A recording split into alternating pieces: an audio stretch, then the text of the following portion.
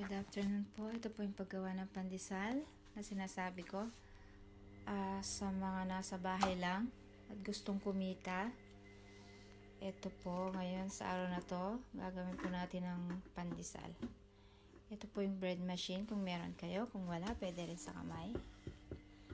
Ito po yung mga sangkap na gagamitin. Ito pong flour na to is sifted na po siya. Ayan. 1 kilogram of flour, 1 egg, 1 teaspoon of salt, half cup of sugar, 2 tablespoons of milk powder, 2 tablespoons of yeast, at 50 gram of margarine or butter. Ito na po yung ready natin na yeast.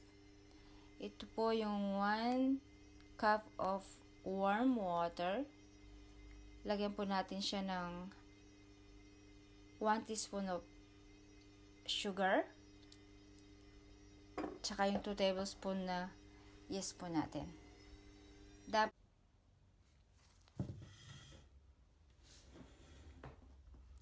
lagyan po natin yung tubig dahan-dahan lang. Yan. Halo ulit natin. Oops. Halo.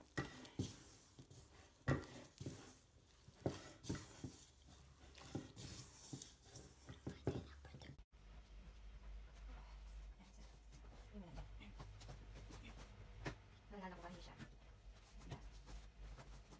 Lalala ko lang. Kung saan lang.